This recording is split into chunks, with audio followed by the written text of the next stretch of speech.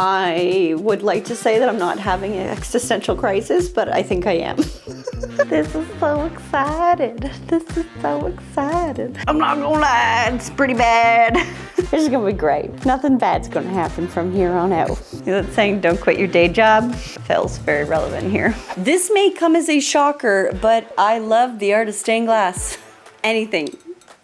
So much so that I decided I would learn said artistry, and while I do not believe that I come close to being an expert or even an intermediate stained glass maker, I do have unshakable confidence and a sense of determination that makes me believe I can do anything. Truly.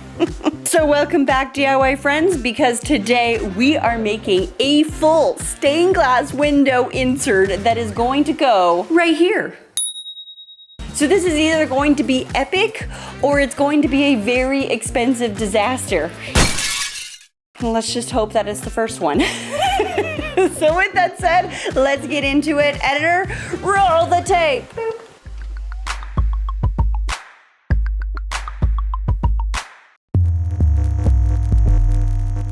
Just taking a minute to thank the paid partnership of today's episode, BetterHelp. It's that time of year again. The days are shorter, the mornings are darker, and somehow the evenings feel endless.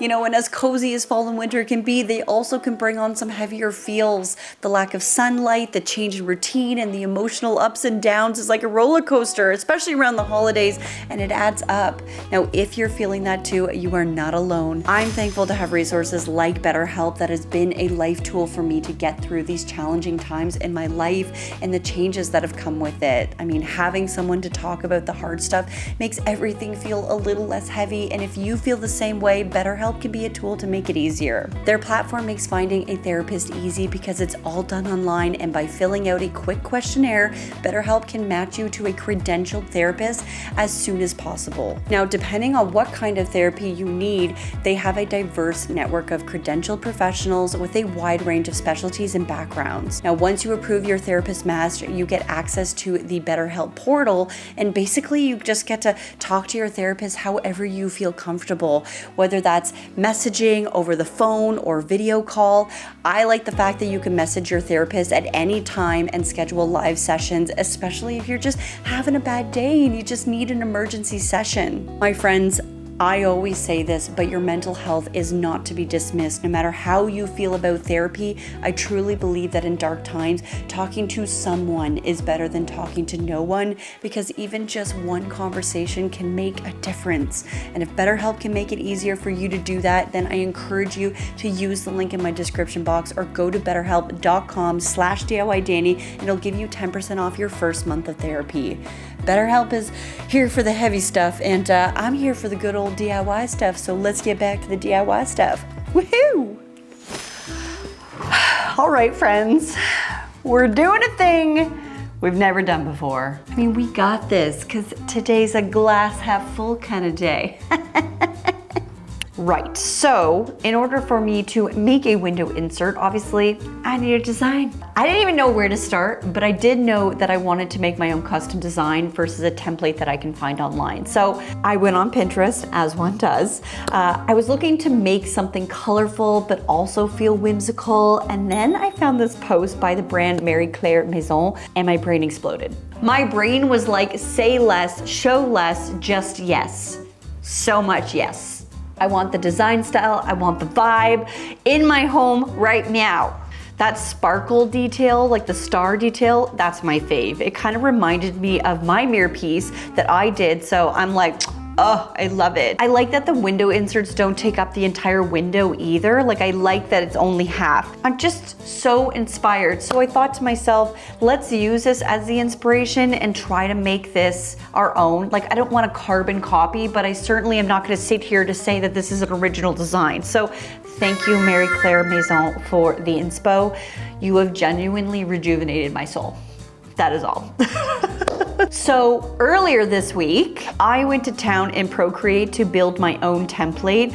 I'm not gonna lie, this took a while to nail down. I mean, it just, you know, you really have to trust the process and go with the flow. Where does the lines feel the most natural? I must have sketched like 50 different designs.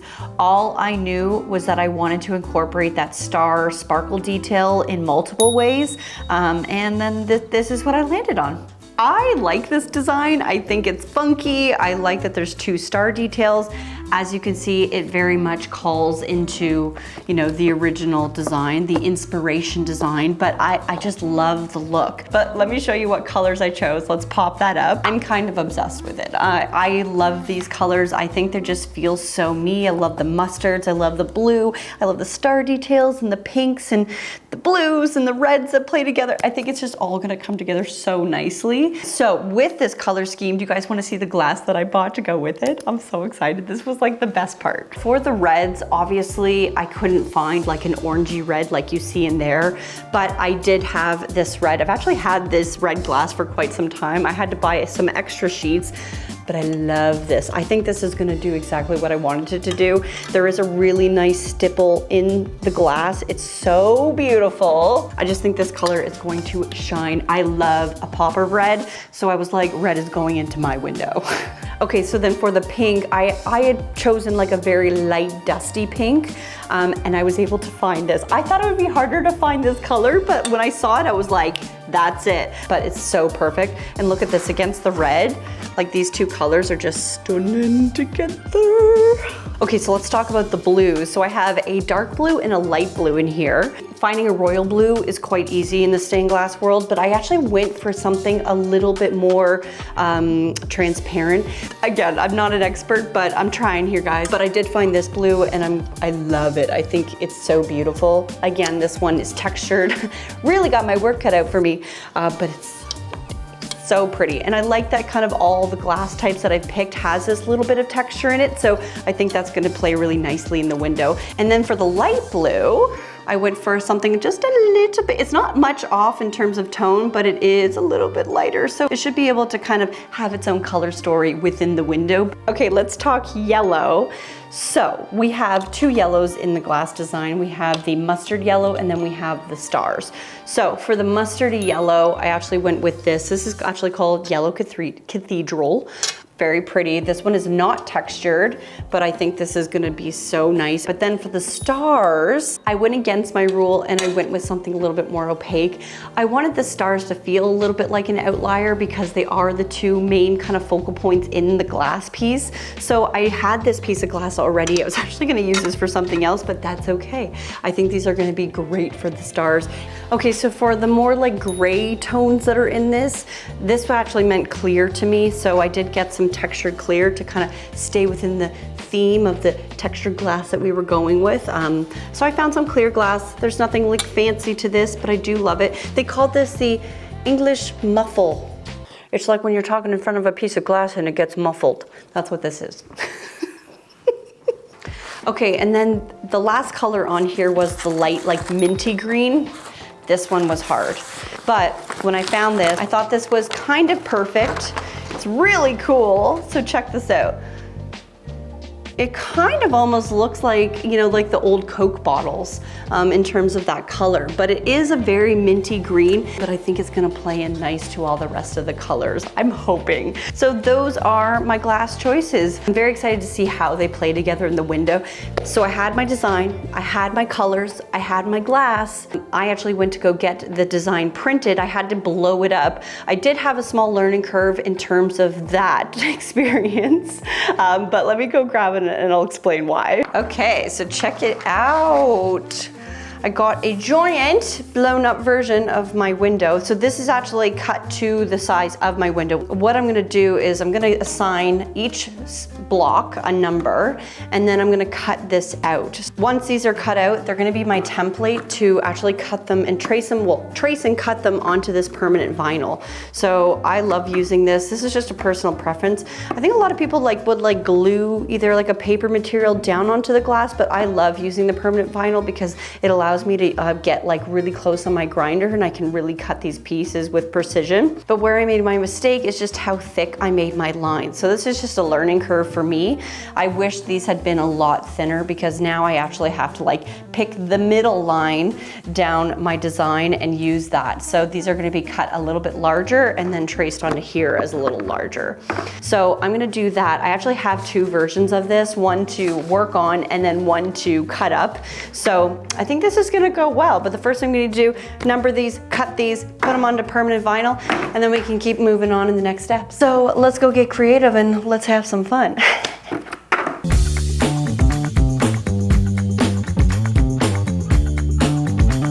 Okay friends, VO Danie has got to step in to explain some things I failed to do on camera. What was challenging was I planned to use a zinc framing called cane. It looks like a U-channel piece of metal that you place around your stained glass piece to give it more strength and structure. I mean, any stained glass window would have cane, and it comes in different sizes and thicknesses. So when I did my math, I had to keep the cane sizing in mind as well. But then I also have another U-channel that will be installed in the window that the stained glass piece will slide into. So that also had to be accounted for. Basically, there was a lot of room for error, and I was terrified. My template was printed to accommodate the cane sizing and the channel it will sit in. So regardless of the thick lines, I had to adjust my template cuts to cut down the middle of the thick line just to make sure that it wouldn't accidentally make this the wrong size. You know, I wish I had just redone the template and printed it again, but check that off as lesson number 1 in this episode of many lessons to come. Foreshadowing! And nothing can go wrong. Oh no, it all went wrong.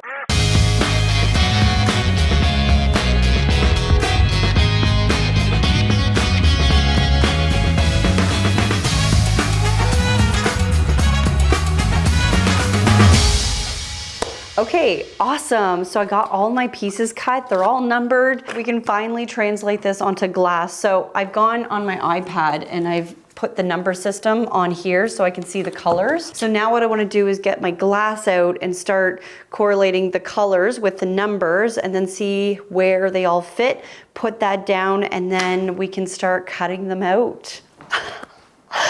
This is so excited. This is so excited. While I puzzle out where each piece best sits on the glass, I thought I'd take this moment just to kind of explain why I decided to tackle this project this week over getting more done in the back room.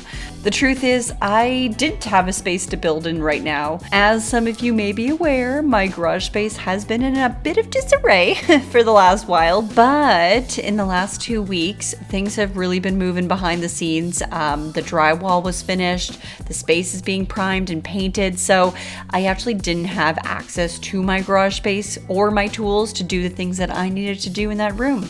I'll show everyone next week what it finally looks like all completed.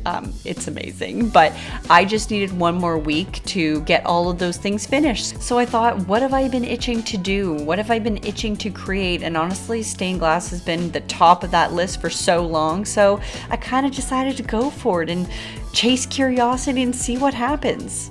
Oh my gosh, so the craziest thing just happened. I'm pulling this out, and as I'm pulling this out, I guess I have some excess glass, like, you know, like shards that are just cut off of pieces inside my cabinet, and I went to go put my hand in, and I guess there was a piece kind of sticking out, and it like sliced into the side of my hand, and it went deep. I'm not gonna lie, it's pretty bad. And I've got this bandage. I might have to change it. I don't know how long this bandage is gonna last, but hopefully, because of the pressure, it's gonna be fine. But like, holy dang, I haven't even started yet. I'm already injured. Okay, so I actually have one of these now. My mom gave me these grids. I see a lot of people cutting on top of them. I don't know how I feel about it yet, so I'm going to use it and we'll see how it goes. I got everything, all my numbers on my pieces now, which is great. I was kind of hoping that the paper would just peel off a little bit nicer. I was like, you know, the glue sticks aren't gonna stick well. And then here they are, just like literally I can't even get them off. I was like, well, that backfired slightly, but I mean, it still works. It just was not what I was expecting, let's be clear. I have my tool, so I'm gonna start cutting everything. I love this part. I love the sound of glass being cut. It's so ASMR. So we'll take a second and we'll just enjoy that little ASMR before we hopscotch into a montage.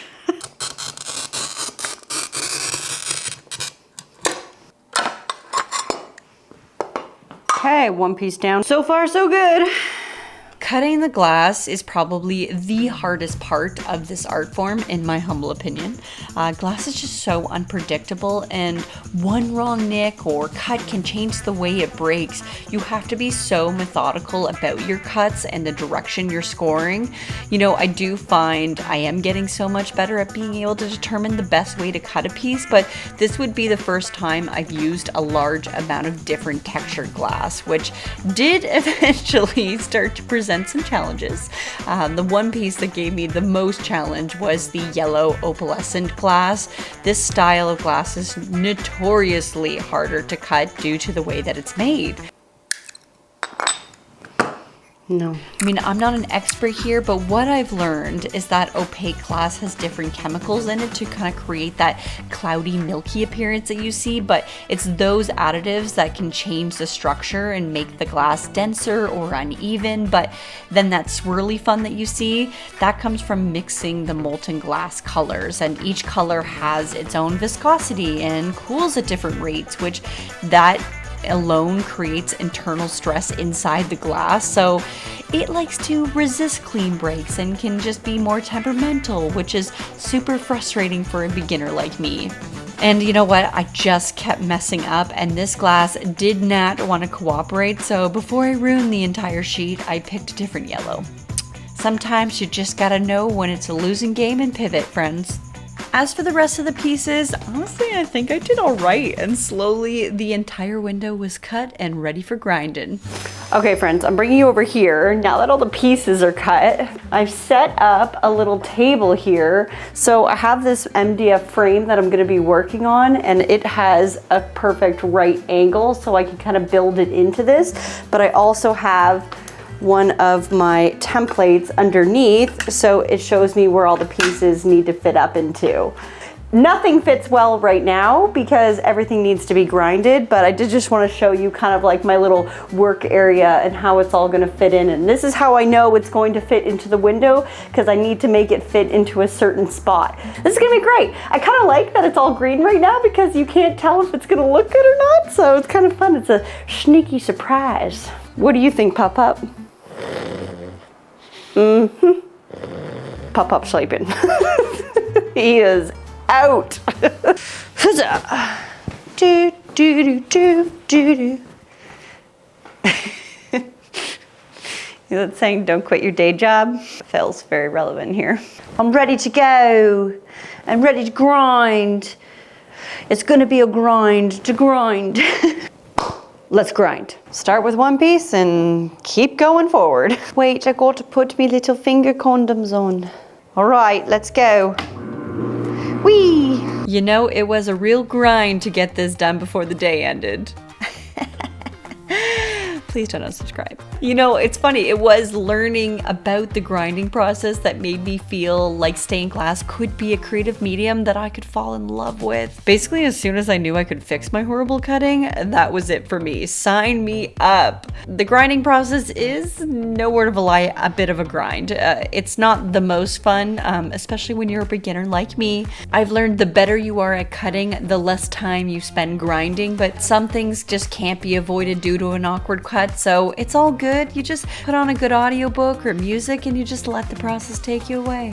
Now, once I was happy with the grinding, I did take off the green vinyl, and it was so fun to start seeing the pieces come to life right in front of me. I've never done anything this big and ambitious, so I was excited, I was scared, I was sweaty. Basically, I just had all the feels, but I love to embrace every emotion and just kind of fuel it into my passion for curiosity and never be afraid to try new things. You just never know what will happen. What will you love? What will you hate? I just love never being afraid to fail, you know, because you're not really failing, you're learning, and I think that's a pretty cool thing.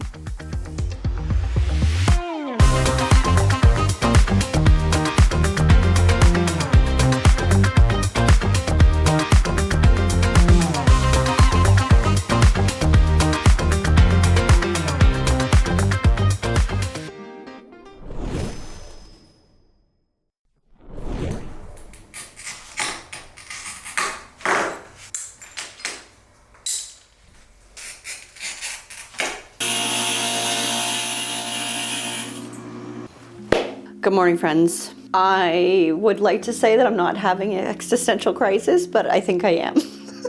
I came in this morning and I was like, this is gonna be a good day. I got all the grinding done last night. We're gonna come in, we're gonna trim up a couple pieces, and then we're gonna start foiling.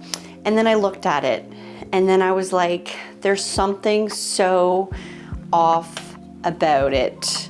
And I couldn't pinpoint it. So I was like, you know what? I think I didn't like the yellow with the yellow. So the thing that needed to be fixed was the stars, because I was like, you know what? These just aren't, the yellow with the yellow was just clashing too much. So I decided, okay, I'm gonna maybe do opaque white, or maybe I'll bring in a black, because I'm thinking about the colors that are gonna be in the room, and I was like, oh, a black would be super nice. So I cut white and I cut yellow, and then I put the white in, and I don't know, something about the white just wasn't really jiving well either. So then I went and cut it in black.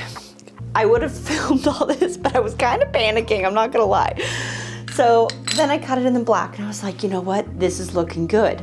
But then I still at this point had the yellows in here, and I'm looking at it with the yellows, and I'm going, there's just something that's not going well with the yellows. It just doesn't have the tones that I was hoping for. Like, I love a good mustard yellow, as we know, but this was just not doing it for me. It felt very primary. So once I pulled the yellow away, I was like, okay, this is feeling so much better. Like, doesn't this feel good for you guys? Like, I think this feels so much better already. Then I decided maybe a green, because, you know, we got a light blue and a dark blue, then we got this dark green, and maybe with this like bottle minty green, that wouldn't look so bad. And I kind of like that it feels a little bit more dark. But hold on, let me go grab that other piece, because maybe this could work. Hold on. So I have this beautiful piece that's like smoky. It does kind of have like a darker air to it. Fee, you want to come in on a second opinion? So this is going to replace the yellow parts here, right? Yeah. Like it kind of... It's definitely darker than what you were originally going for. But isn't that always how it goes? Yeah. I think it's kind of cool. It's different. It's definitely more cool toned. Like if you, in the room, if you're planning on using more greens, yeah, this is not going to match the greens as much. That's true. I think we just have to have a plan, and we just move forward with it. So I think the plan, we cut into this beautiful piece. My heart is shattered right now. The thought of cutting into this and not screwing it up. Going for a cut.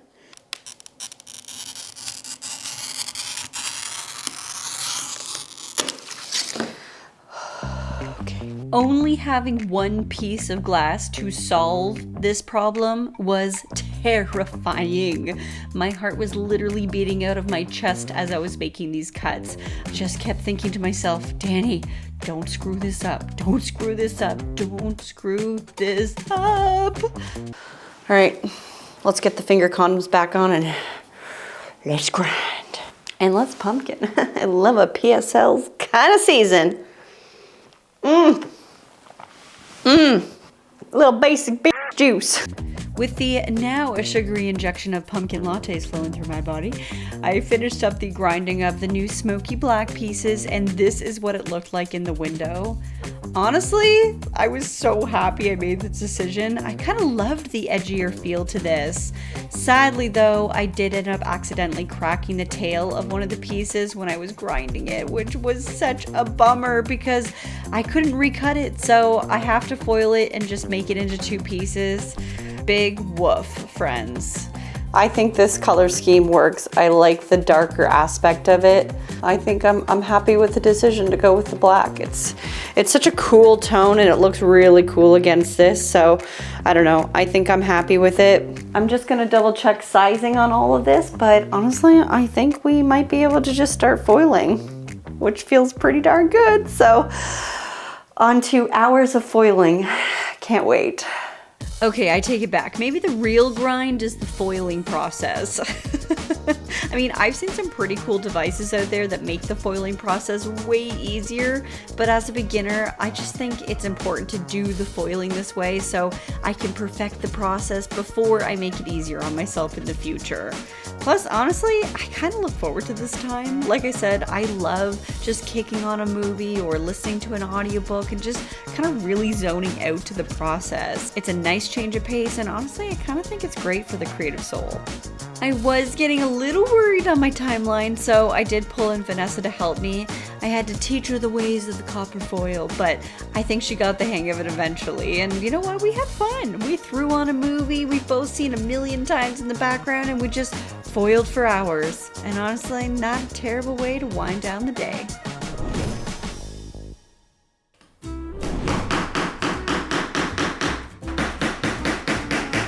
Good morning, friends. Well, all the pieces have been coppered.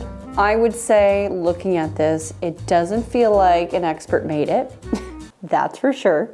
And you know what? If it's not perfect, I'm okay with that because we just call this being one step closer to being better than we were yesterday, you know? This morning, I got all the pieces hammered down so that this wouldn't move on me while I'm trying to solder it. But before I actually start soldering this, what I need to do is reinforce this a little bit more. So I'm going to be doing that in two ways. First of all, I have something called restrip. So this is a thicker gauge copper wire, and a lot of people use this on the edge of lamps or just places that need to be reinforced. So I'm actually going to run this right down the middle of this piece, and it's just going to help reinforce it in the middle, just make it a little bit stronger because it is quite a large window.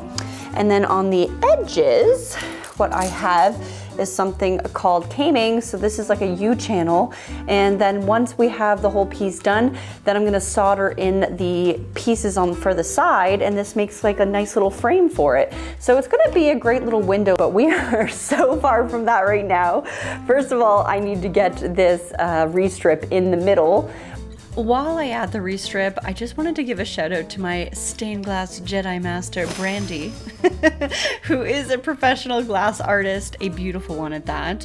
I'm also proud to say that she is a part of my Patreon family, and without her guidance and expertise, I wouldn't have even known to add this restrip. So big thank you, Brandy, as always, for your priceless advice and guidance.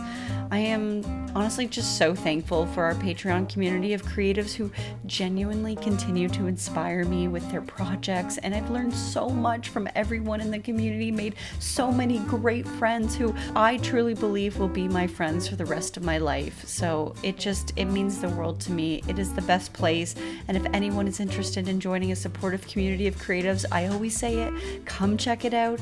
It's linked in my description box. Okay, restrip is in. Now we just flux, and then we're gonna start, bringing this together. It's gonna be okay. It's gonna be great. Nothing bad's gonna happen from here on out. This table's made of MDF. I don't know if that actually works in superstitious world.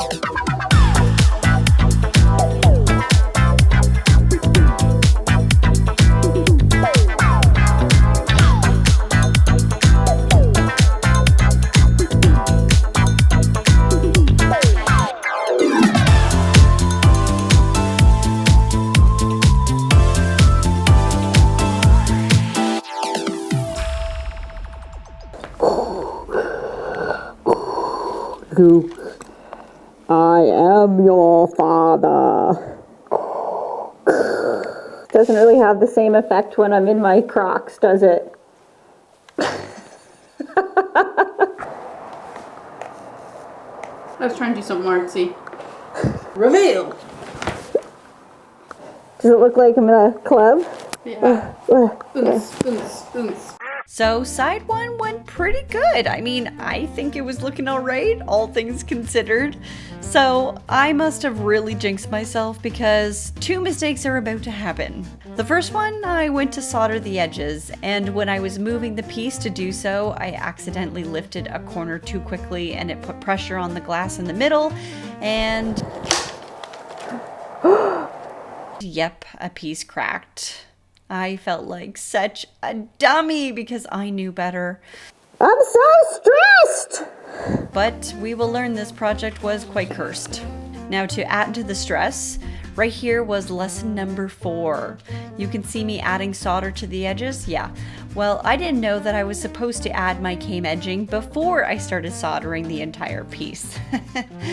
Yep, boy do I feel like Anakin Skywalker to Ben Kenobi right now. Brandy, I'm sorry, I feel like I let you down, Guru. I clearly didn't ask enough questions when we talked about the came edging, but at this point I'm blissfully unaware of this and needed to flip it over.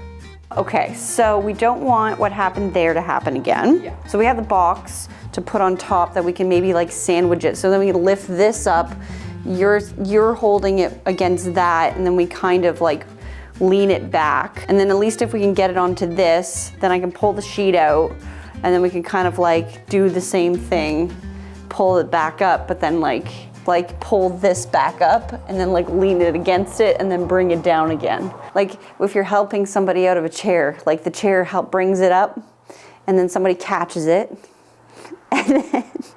I'm confused. Oh, I'm so afraid. Okay, so like this is how I push this way a little. Hang on. Okay, so now we gotta like put our hands in the middle here. Okay. Okay. Oh, I'm scared. We're gonna flip this way. Okay.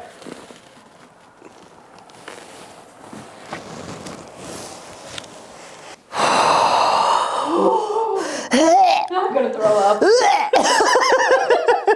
We did it. We did it. Hey, it doesn't look so bad on this side. Very cool, very cool. So as I soldered side 2, which honestly wasn't looking too bad, I will explain that when I did finish soldering side 2, I had stopped for a bite to eat, and during that time I decided, hey, maybe I'll watch a video about how to do the came edging, because at this point I've only had brief conversations that I talked about it with Brandy, and I also talked about the process with this lovely woman at the stained glass shop that I bought my glass from, and I realized maybe I'll watch a video to see how someone else did it, and that is when I realized my terrible mistake in the process. So honestly, I came back in a panic and I tried to fix my issue by just getting that came edging on.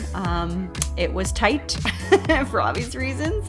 And I'm not gonna lie, I was pretty upset, friends. I panicked so much that I didn't even film it. I blacked out. So we're about to see the finished came border and why lesson number 4 was genuinely the worst one of them all. Well, it would appear that today is not my day. So you know what? I made it work. I got it on. I went into panic mode and I was like, oh my God, I can't turn on the camera. I just got to see if this is going to work. But I did manage to get all the channels on and I soldered them on and everything looks good. I cut everything at a 45-degree angle. I used a metal cutter to cut the 45s and everything went on. It was a bit of a panic zone, but it worked. And then I measured what this was. And because they're not fitting in perfectly, the measurements are off and now it doesn't fit my window. I feel sad. I keep thinking about like, oh, could I go and like cut it or cut it back? I just think that if I try to fix this, something is going to get ruined. I think I'm just gonna have to pivot. I think what I'm gonna do is I'm going to solder on some hooks, and then on the hooks, then I can hang a chain and we can attach it to the back window, which means I can finally take off the colored pieces of glass that are fake on the back window and we'll hang it up in the studio, and now it'll be a really nice backdrop piece in the studio because this will fit in those windows. So I guess it is what it is. We're gonna keep moving forward. I apologize, I didn't get to show you guys me putting the U-frame on the caming, but you know, maybe a future project. I just was panicking. I was like, oh my God, I can't believe I did this wrong, but it's okay. It's okay to make mistakes. That's how you learn, because next time I will put it on first. Okay, I need to potentially go get hook and then hang this in the window. I'm gonna go cry and then we'll put some hooks on.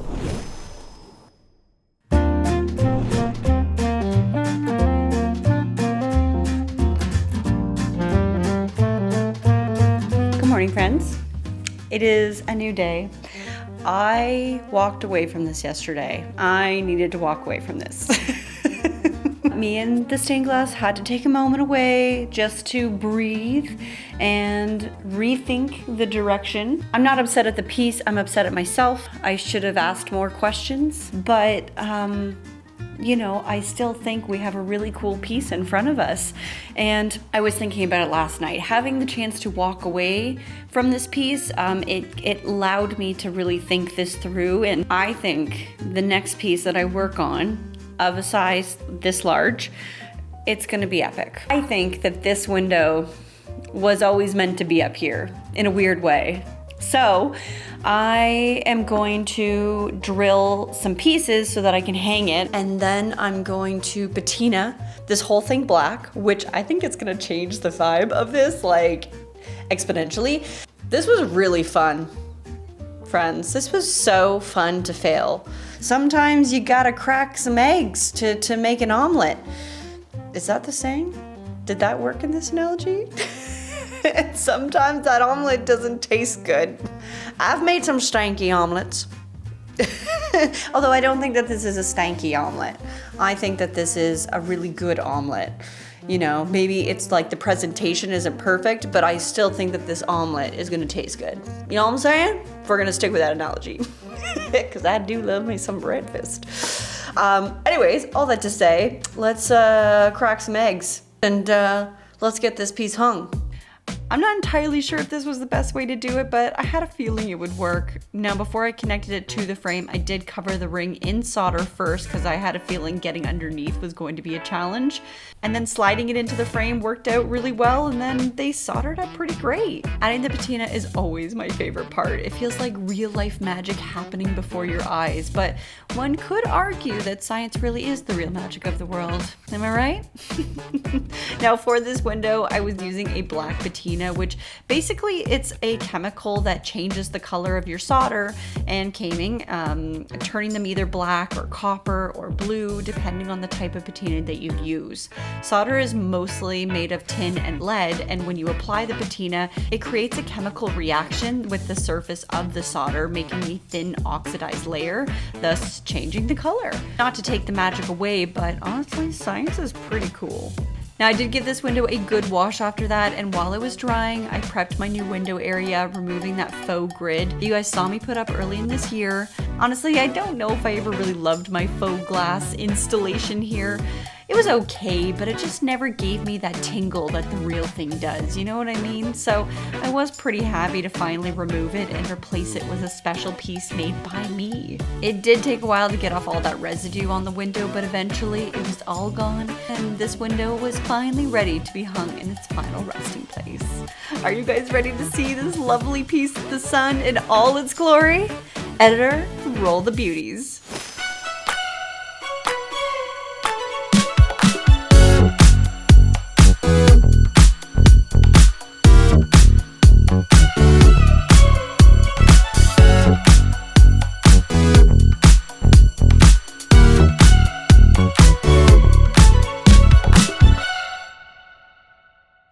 My friends, I'm truly impressed with this piece. It's not perfect. It's not completely straight. It's got a lot of errors, but at the same time, it's beautifully imperfect and it shows growth, and I'm really proud of it for that purpose alone. You know, I think sometimes we get really hard on ourselves when things don't go the way that we thought they would. You know, like this piece was meant to go in a completely different room with a completely different application. And now it's here hanging in my studio. But I also need to address the fact that this was the first time I've ever done something like this. And maybe I should have done more research. Maybe I should have watched 10 more videos or asked more questions. But I always feel like I'm that type of person that just jumps into the deep end with 2 feet and fails up all the time. You know, I probably should have asked more questions. But now I know. Now I know that next time when I make my outline, I'm going to make thinner lines. Now I know next time that when I go to put the U-channel caming on, I do that first before I start actually soldering everything. You know, there's just like little things that you will always learn. I wish I learned these on smaller scales, but you know, I'm okay to fail up. I love failing upward, and I don't think that this was the piece for the room, the back room. I just, I'm choosing to believe that this was not the piece meant for that. I was already struggling with the colors a little bit, and I kind of actually think I want a redemption episode. So you guys let me know, what do you think of a redemption episode? You guys let me know, what do you want to see? But I'm excited about this piece. I think it's so beautiful. I love the colors. I love its dark and kind of moody nature. I do hope that this episode was exciting enough. Sometimes I kind of worry, I'm like, was it even fun to watch me go through this? I don't know, but you guys let me know in the comment section. What did you think of this process? A lot of learning curves, but thank you for coming along my journey. Like literally you guys have been through my entire stained glass journey from like the beginning to now. It makes me nervous to have a whole audience watch you fail. But I think it's really important to share that I am failing. It's not a fail, it's a fail up, because I still have a beautiful piece at the end of it. I still have this in my window and it's gorgeous, and I will probably have this for the rest of my life, and that's got to say something. So I hope you guys are enjoying this journey, and thank you for rooting me on behind the scenes and giving me advice and all the things. So all that to say, I hope you enjoyed this episode. Give it a big thumbs up. Subscribe if you're not already, because there will be more stained glass in the future. And we're going to be back in the room next week to start on a very big project. So stay tuned. And of course, my friends, as always, stay positive, stay creative, and keep on DIYing. Bye-bye.